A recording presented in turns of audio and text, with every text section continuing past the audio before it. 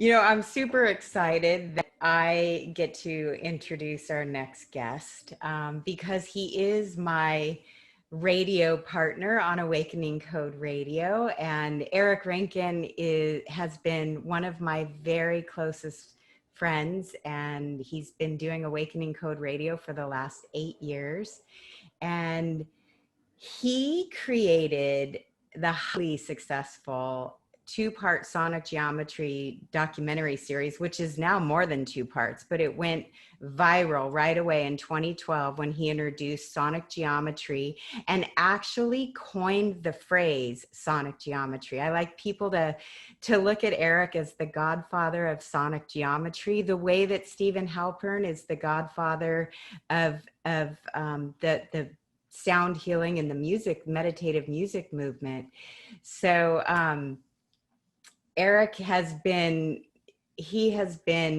such a humble, beautiful soul in coming on this journey. You know, when I first met him in 2009, he thought we were all a bunch of crackpots when we were talking about orbs and UFOs and aliens and Star Family, and he, you know, used to call me the leader of the Whack Pack back then. And he has had such a shift because all this information is coming forward, and he's gotten direct contact by hearing a voice in his head that gave him the information and really the keys and the codes to what sonic geometry is. And I'd like Eric to go. Hi there, buddy.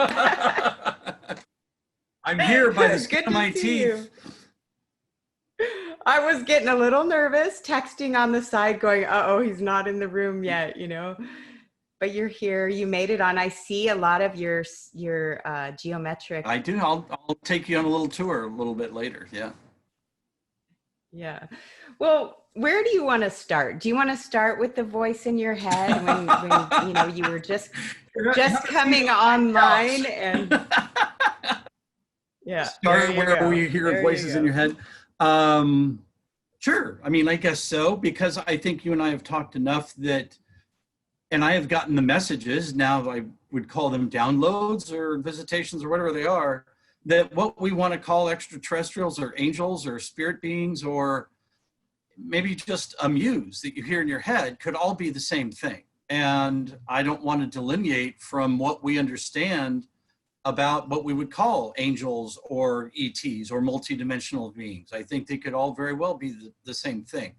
The first time I ever heard from a voice like that, it was actually probably my longest conversation, but this is going back 25 years or so or longer. And I had a real debilitating neck injury that I wasn't getting over, and a female voice came into my presence. I mean, I didn't see anyone, but I certainly heard a voice. And in a fashion, she told me she was going to help me out. And she did. I woke up the following morning after a really debilitating spinal injury for 6 months where I could barely walk and hardly move. And I had zero pain, full movement, and I've had that since. So that was my introduction. And then regarding what this information is about, that was 8 years ago, August of 2012.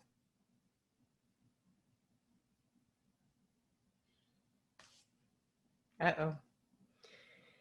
It looks like your computer might glitched. Let's see if Eric's gonna come back on. Neil, do you hear his Eric? So much energy caused his computer to just. There you go. Okay, you're back. It says my connection is a tad unstable, but I'm on my 5G, so I don't know what else to do about that.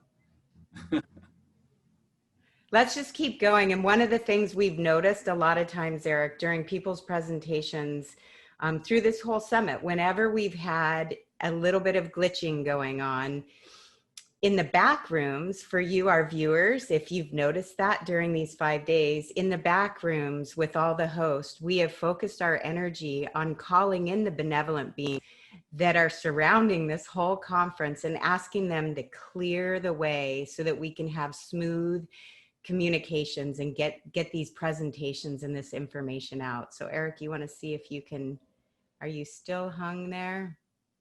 Because I definitely don't do as good of a job explaining sonic geometry as Eric does. Neil does, and he's fabulous with it. But what Eric has done for this whole movement with sonic geometry and going into what sacred geometry sounds like in frequency and form, and giving the whole history to the origins of geometry and measurements. And he goes into the Sumerian kings list and talks about the Mayan cycle of time and the one great year, and how the Sumerians used to count on their knuckles. He gives us, it's such a great overview of how our math system started, and then ties it into frequency and how that frequency is so healing for all of us, and what that can do to up-level each one of us. He's been getting a lot more downloads lately too. So it looks like you're back, Eric. I thought I saw you moving in the back room. Yeah, he's in, but I think his internet's low. This is when this happens to us on Awakening Code Radio, we call it, I have to tap dance a little bit. So we do want you, our listeners, to know, first of all, Eric's website is sonicgeometry.com. And he also is going to be doing his own Portal to Ascension Sonic Geometry Summit on Saturday, December 5th, 12 to 2. Okay, you're back. Eric, I see your beautiful face. Hello. Uh-oh.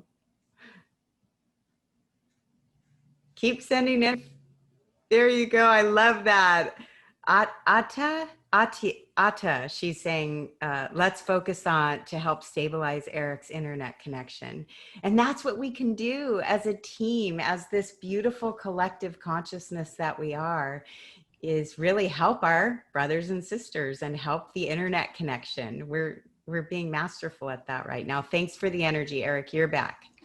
All right. Well, who knows? The bugs are all around us. So I don't know what you heard, but the download that I got that was relative to sonic geometry was in August of 2012. I literally heard a voice, a man's voice this time, tell me to go into my conference room and draw a geometric form, a triangle.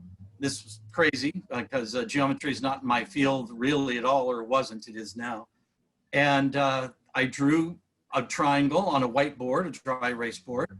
And then this voice said, no, now you make note of the sum total of its angles. So a triangle always has three angles, and that will always be 180 degrees, no matter what those angles are. It can be a right triangle like that, or equilateral triangle, it doesn't matter. It'll always total 180. And then I thought, well, that was weird, but I did it. And then the last thing was an instruction is to play that as a tone.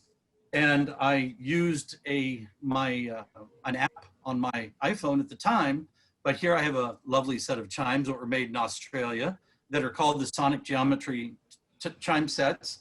And a triangle sounds like this. And I'm like, well, there, I did it. I drew a triangle, I made note of its sum total angles, and I played it as a tone. And they're like, you're just getting started. We want you to play the tones and match the geometry to all the elemental geometric shapes. So the square, the circle, the pentagon, the hexagon, the septagon, 7 sides, and the octagon. And when I did that, from starting with a triangle, then I did a square, and I realized that there was a musical interval happening. It was an octave. And I was a little bit surprised to think that somehow, in even its most basic and elemental way, that geometry was revealing a musical interval, an octave. And it just makes sense. A triangle is 180, a square is 360. When you double the vibration cycles per second, you get the same tone, only twice as high in pitch. So anyway, that's not what really caught my attention that day. Was the other tones in there were either this tone, which I recognized is a fifth of this one. And that's the most common interval we have in music. It's the fifth. Our whole musical scale is called a circle of fifths. It starts with C and goes to G, and a fifth from G is D, and a fifth from D is A, and it just keeps going until it's back to C again. I'm like, well, that's weird. The geometry is giving us a fifth, And then the septagon snuck in there with this one. And now I had a major chord. And I'm like, geometry is playing the most beautiful form of music now, a harmonic interval called the major chord. And it's mathematically perfect, which the music we listen to might have been a podcast listener's first ever time hearing what numerically perfect harmonics sound like. So I'm like getting all excited and thinking this has got to be something that people know, and I'm going to do some research. And I ran to my laptop and Googled all kinds of stuff and looked for web pages and YouTube videos, and there was not a single mention anywhere that geometric shapes reveal major chord harmonics. And I'm like, that just seems like a huge gap, or that something that somebody skipped over, and I can't be the person that has discovered this, but in those 8 years, I became the person that discovered that connection. And it's been, as you know, because you've known me those last 8 years, it has been a crazy ride that I never had to make a call to anyone like Gaia TV or Ancient Aliens on the History Channel. And it's just been talking about this information, going deeper into what the information is trying to reveal since then. And it's been a phenomenal run. You have been getting so much information. It sounds like you've also gotten information that keeps dovetailing, like the Sumerian Kings list. And I have both sets of my chimes sitting next to me as well. I don't think Neil has me on camera, but did you play both the Sumerian Kings list and the Flower of Life chime? No, this one was just this one was the lower one, the D major one. Oh. So, the flower, the Sumerian Kings list. Yeah. But why don't you go into how you learned even more and how how you keep getting more and more information that's relevant? The big thing that came to me that day, and it was on that day, and I was starting to just draw number sequences down, and some of them I recognized, because what happened is a musical scale revealed itself to me, but it's 14 tones rather than 12. But some of the numbers that were coming through were numbers that I had seen before. 72 was what Joseph Campbell would call a mathematical mythology, that these numbers have been embedded in our stories and our religious texts and our myths and our murals for a long time. And another number, 144,000 is in the Book of Revelations, and it's in Mayan architecture and Egyptian pyramid architecture. So I'm like, what is going on here? And the first thing I had to realize, and the idea of being any kind of extraterrestrial connection was not in my field at all, and I wasn't looking for one. But if you're going to get into geometry at all, you have to realize, why is an angle an angle? It's because a circle, does it take of the circle? So if it looks like an L, that would be 90 degrees of a circle, because it's 4 times 90 is 360. So I'm like, well, who decided a circle should be 360 degrees? As you know, I teach a lot of lectures out at the Integratron and Contact in the Desert, and talk to a lot of engineers and mathematicians who are very well aware of the circle having 360 degrees, but to date, not one has known why. And that was the rabbit hole I launched down that day. Why does a circle have 360 degrees? And you have to go all the way back to Sumeria, 6,000 years ago, where we got this, you mentioned it, 1260 counting system. So it's not metric, it's not based on tens, it's based on counting the knuckles of one hand on the long fingers, 1, 2, 3, 4, 5, 6, 7, 8, 9, 10, 11, 12, and then multiplying those 5 times. 12 plus 12 is 24, 36, 48, and 60. So all the 12s and 60s that we still have around us in our life every day, 12 months to a year, 12 hours to a day or a night, 12 signs of the zodiac, and 60 minutes to an hour, 60 seconds to a minute. 60 is all over our reality today. It's like, well, how did this come into being? And the Sumerians, who wrote the world's first written language, as well as coming up with this math system, and we can read it, that they said sky visitors gave us this information. They taught us how to make these inventions, wheeled and vehicles, and the plow, and the world's first pyramid, and this writing system. So it's pretty amazing that we, humanity, all over the world, in its most official way, are using these Sumerian measurements to arrive at the way we measure the planet, the way we measure time, distance. So we're falling into a bed of evidence, and embedded in that field of evidence are these mysterious numbers, 432 and 216 and 108. And all of a sudden you realize you're not just talking about musical intervals, you're talking about a matrix of information that is both geometry and frequency and energy and physics. And it's like, the mystery is this information has been following humanity for 6,000 years, but it's also revealing that someone in some capacity is sharing this information with us. That's the thing that's almost easy to skip over. We see these coincidental number sequences all over the place in all these different cultures all over the world since we've been a culturalized society, and we forget somebody planted those seeds of those number codes into our consciousness, into our stories, into our myths. That's where it gets really interesting. So it feels like we have been guided, our species guided. Totally. I've watched you be guided through this journey with you. And one of the things that I so appreciate you is you remind me of, being a kid playing with Tinker Toys and Legos, and you construct some of these things because these images are coming through inside of your head. And I watch you light up. When we have a passion, our passion gives us our purpose. And Eric, that's what I've watched with you, is that your passion is coming through, and this purpose that you have to get this information out for the healing and upliftment and up-leveling of all of humanity. I know you talk a lot about the Tryon Ray and Buckminster Fuller and the Spherical 12, and you have right behind you some of your cleaner creations. Let's see if I can move around a little bit and talk about some of these you actually shapes. have better reception now.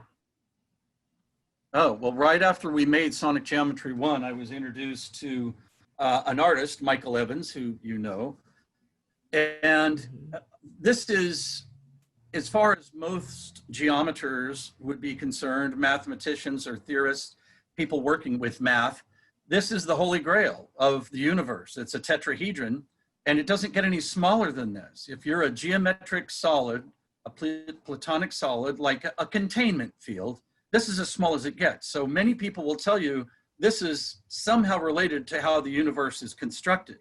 But there are people like Alan Watts or Buckminster Fuller or Pythagoras that thought that spin and torque and curve were really important.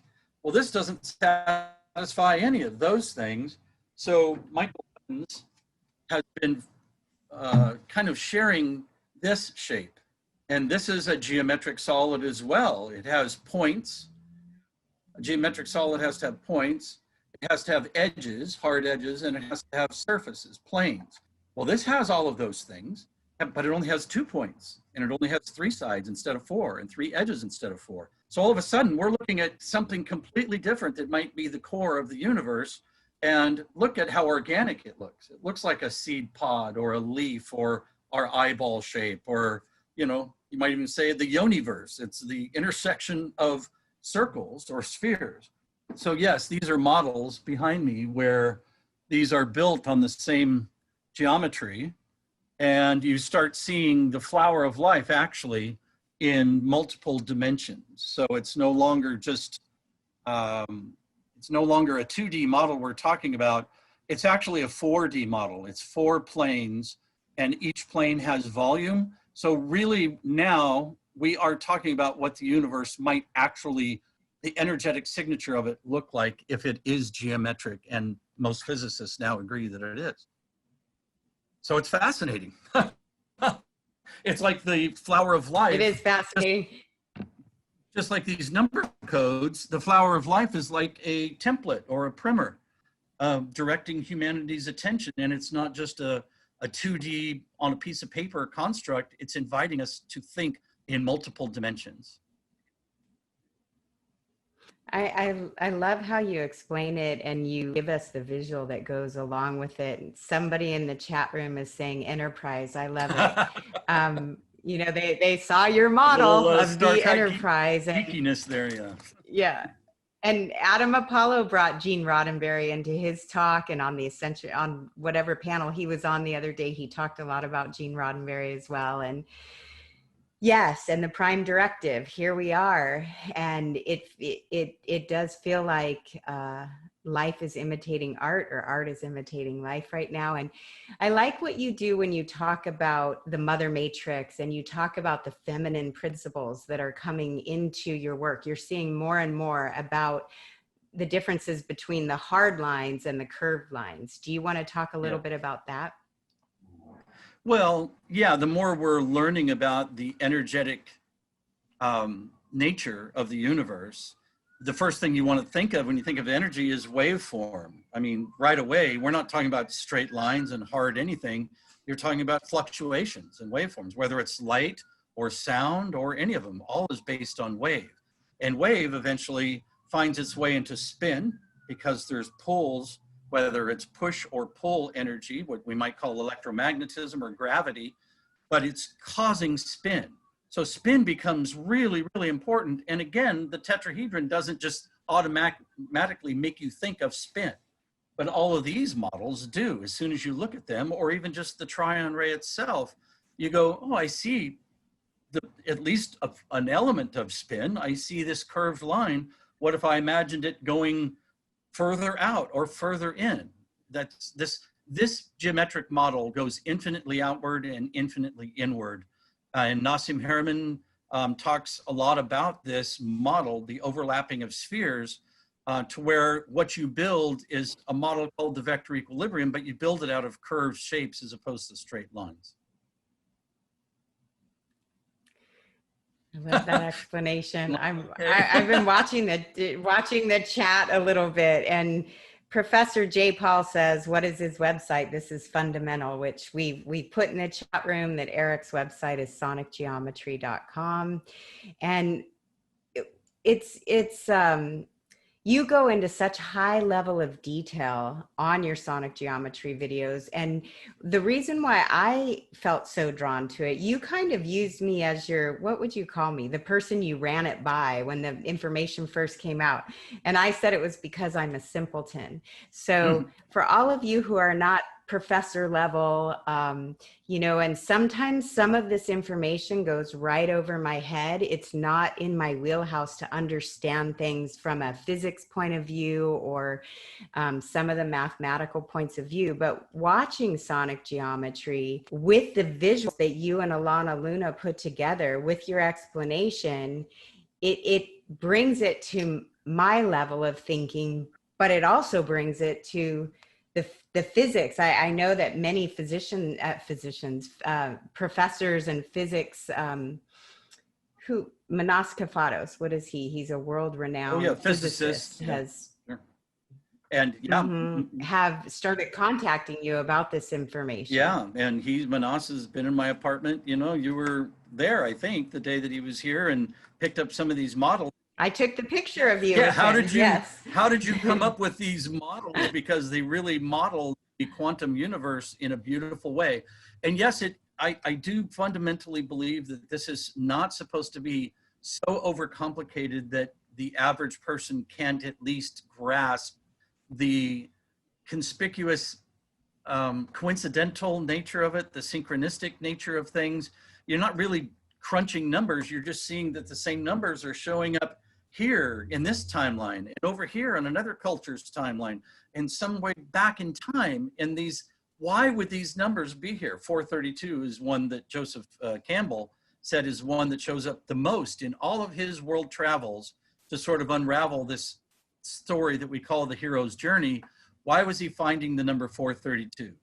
And we don't know exactly why, but it seems like an important clue. That's what all of these things we're experimenting with now, I think, are significant clues to start playing with. And ultimately, I think what they will do for us, and everybody talks about this in kind of a cliched way, but I think that they will very likely activate our pineal gland without needing to ingest plant medicines or do anything. That we eventually are going to get ourselves into this field of resonance and harmonics. And these are harmonics that nature reveals to us in algorithms, in growth patterns.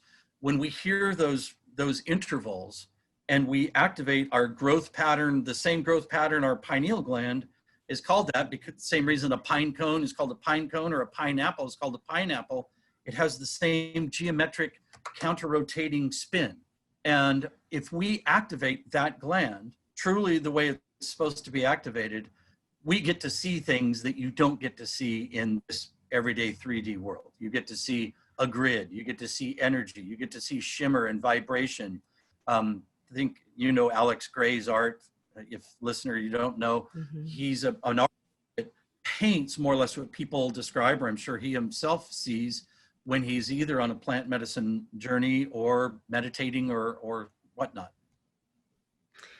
One of our viewers, Tiana, says, agreed, we don't need the drugs to activate. They may help, but aren't needed. And I wanted to point that out, that a lot of people have discussions over whether or not you need those plant medicines to activate the pineal gland or to see this deeper perspective. And I've heard somebody say that it's like an escalator you can actually get there without using those. Sometimes it's the quicker way to get there, but that many have had those experiences without them. And I wanted to give a shout out to Johnny J, who says it all seems to be a part of the great pattern or the web. And Johnny J has been watching us or listening to our podcast, says it's one of his favorite podcasts, and it's great to see us together. So that's sweet, because we don't do it this way. We're not usually with our faces.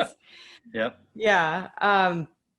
Yeah. So one of the things that was coming through for me today, I just had an image while you were speaking.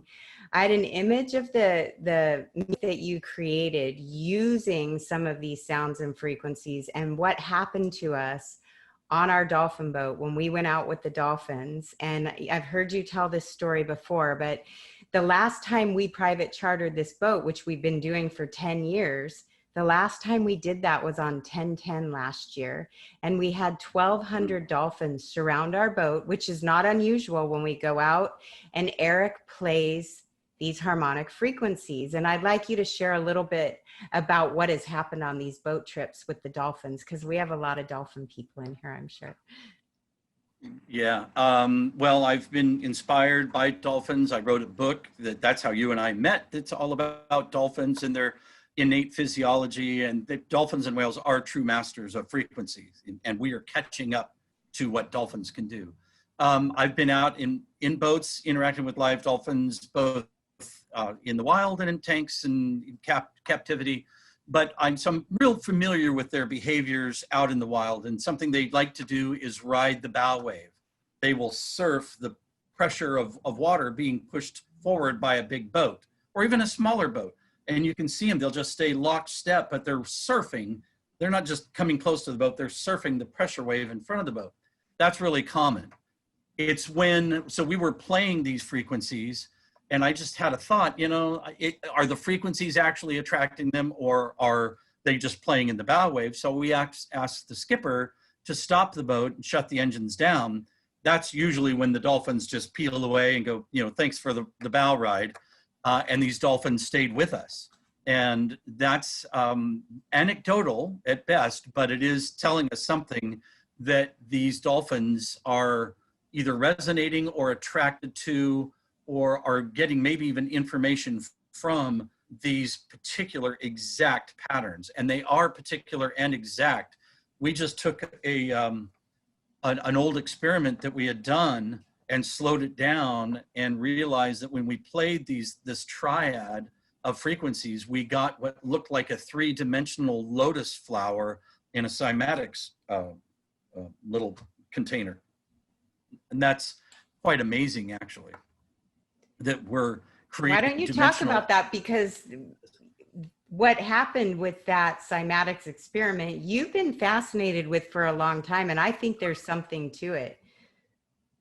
Well, cymatics is a fascinating study on its own. It is applying vibration to a substrate and then either water or sand or flour or something resting there, and you will see these patterns being revealed, and it's fascinating to watch. You can see these beautiful, complex patterns.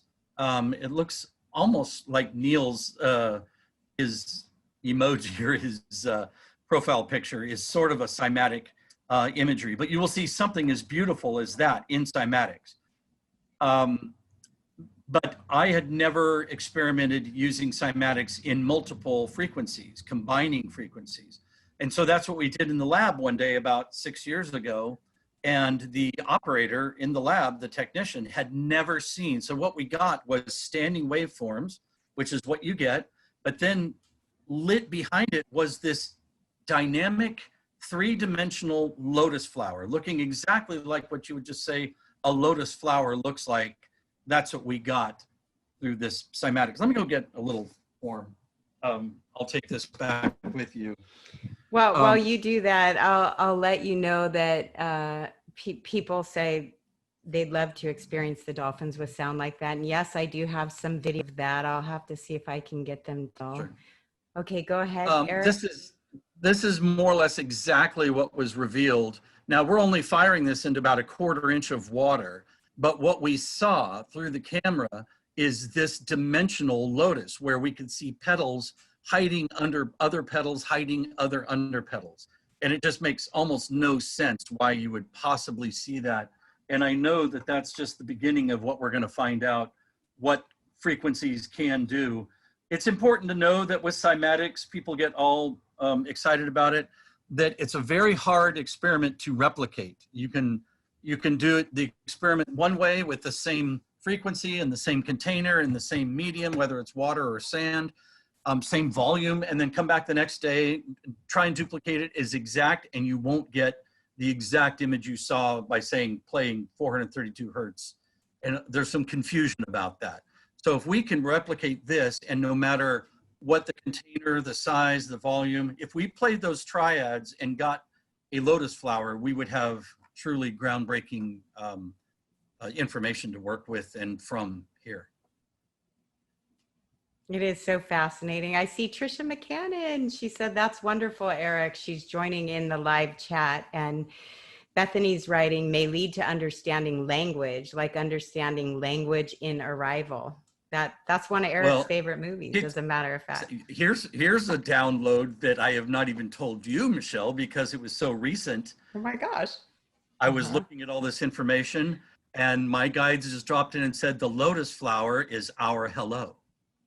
So see that if we can create that out of frequency, and we see this lotus flower, which has been a symbol of awakening or consciousness, and all of a sudden we're able to unlock the keys that create that dimensional lotus in the ethers. The guides dropped in and said, that's hello from us, the lotus, and that's why it's a symbol all over the world. So when they're saying that's hello from us, you're saying that our star family, when they place that symbol in our consciousness, it's kind of like a tap on our shoulder, maybe like the 1111 or some of these numerical sequences that many of us are seeing, is like a tap on the shoulder saying, you're not alone in this universe. We're here with you and supporting us and guiding us. Right. Rosa is asking, what is the tone for the lotus? So it was the Kings Chord. It was the D major chord, precise, not just sitting at a keyboard and playing. The D has to be 144 or 288 or its octaves. The F sharp has to be 360 or 180 or 720. The A has to be 432 or 216 or 108.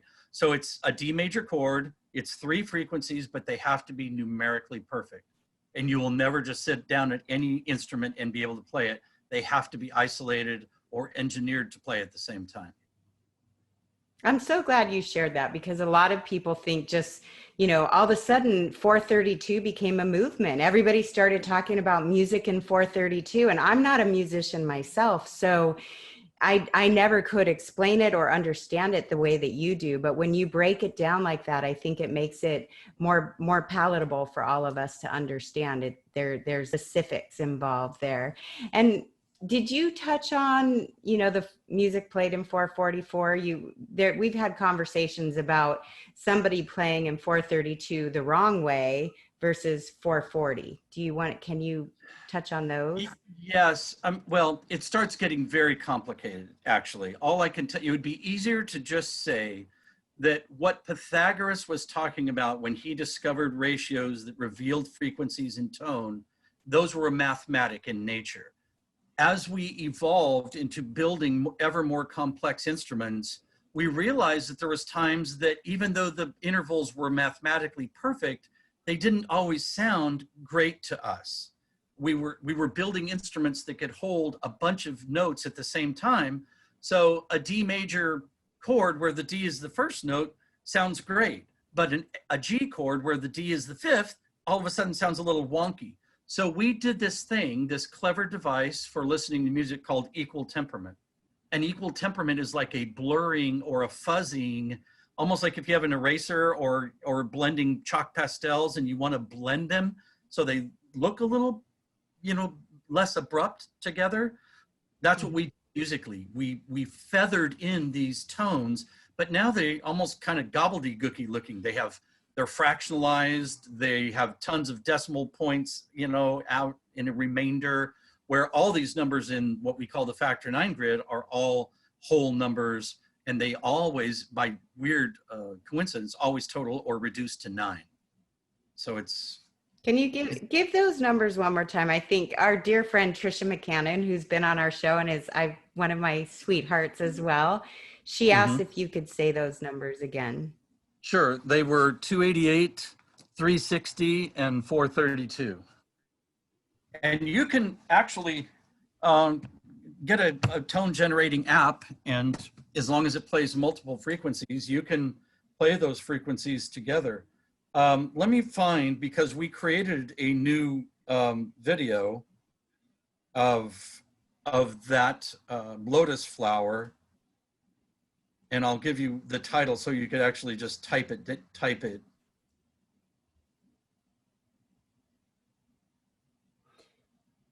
So the video, and you can get all those numbers in ericsonicgeometry.com. Yeah, so it's the title. I'm going to read it to you exactly.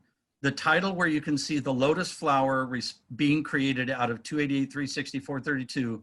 It says Sonic Geometry dash Perfect Harmonics creates Lotus Blossom in Cymatics Lab.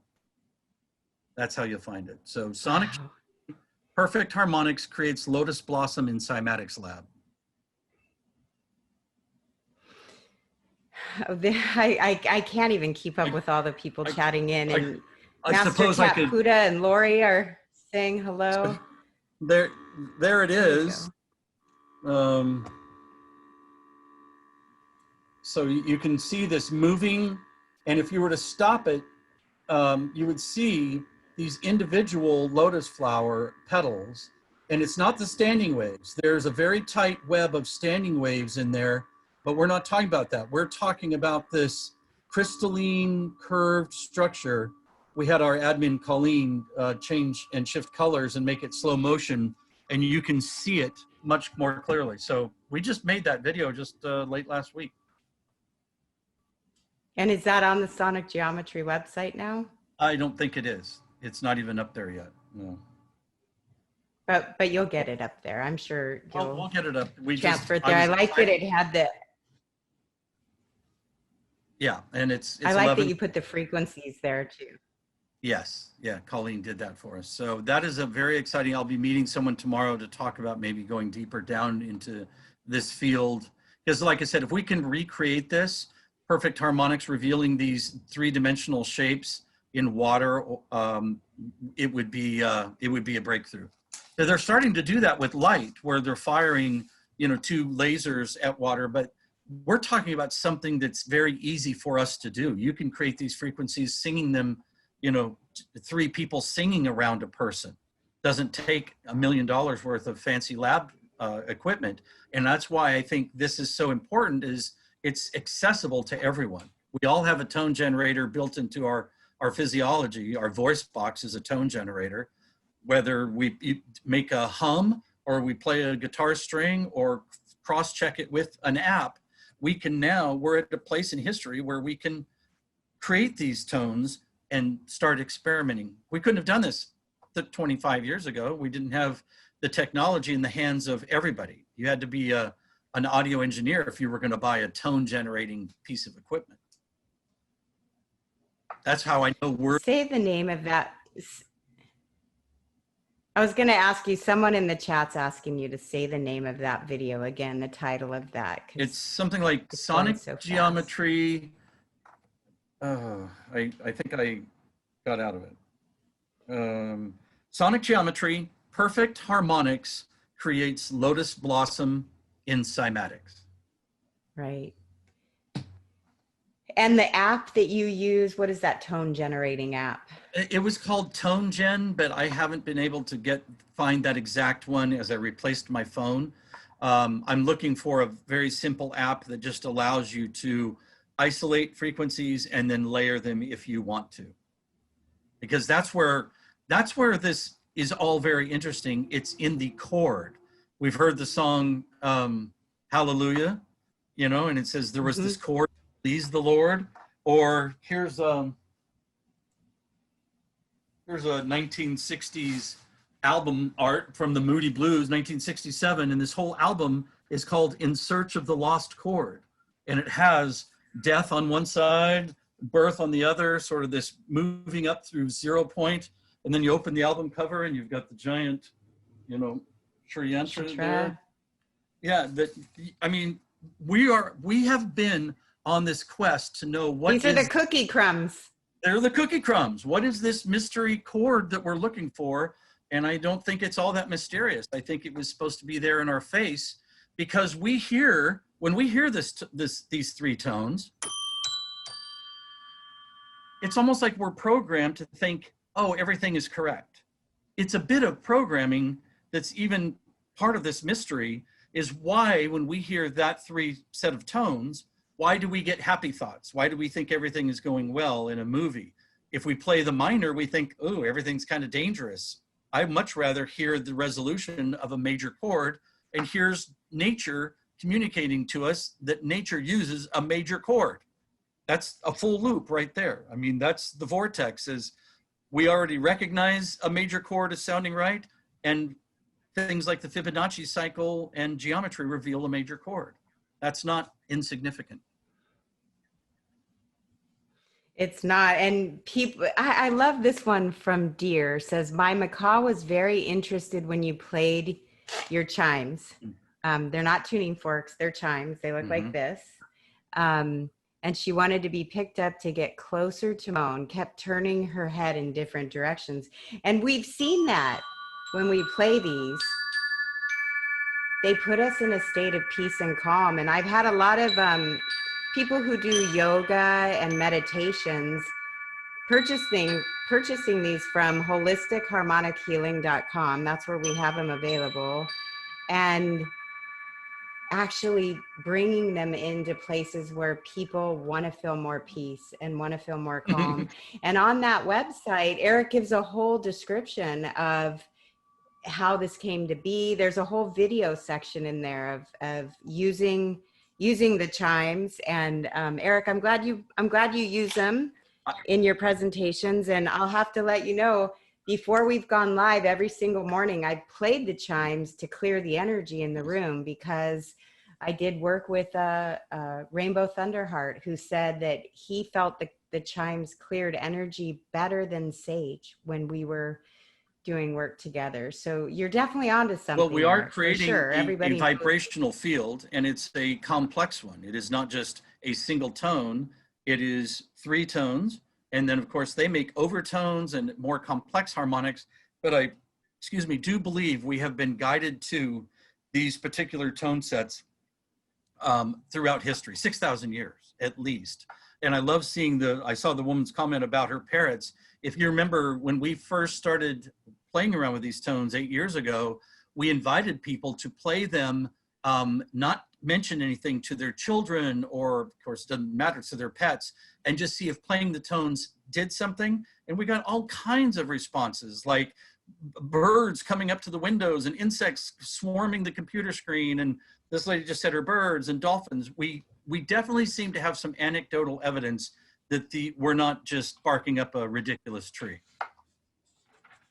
No, and thank you so much, Eric. I know we ran a little bit behind today, and I wasn't sure when we were going to end, so I'm seeing it's time that we wrap it up. Thank you so much for all of your comments, and Eric, you're phenomenal. I love all the work you're bringing forward. You know that, and please tune in to Eric. Catch him on Portal to Ascension on his sonic geometry presentation. This was a more conversational talk, but he will be giving a full presentation on Saturday, December 5th, 12 to 2. And you can go to sonicgeometry.com for all of his videos, and holisticheharmonichealing.com for the chimes. Thank you, Eric. It was great. I'm so glad. See, all that energy everyone sent, calm. It held pretty stable. It did great. I appreciate everyone that joined the chat. I love sharing this information. I get more excited the more I talk about it all these years later. Well, you're doing a great job, and I know there's a lot more to come. There's a lot more information coming in and a lot more to come. So thanks again, Eric, and I can't wait to see you again in the studio at the station, Awakening Code Radio, Tuesday nights, 8 to 10 p.m., sometimes 8 to 9, depending on where we're at. And that's on kxfmradio.org. All right, Eric. There we go. Take care. Love you. I think. See you later. Bye-bye.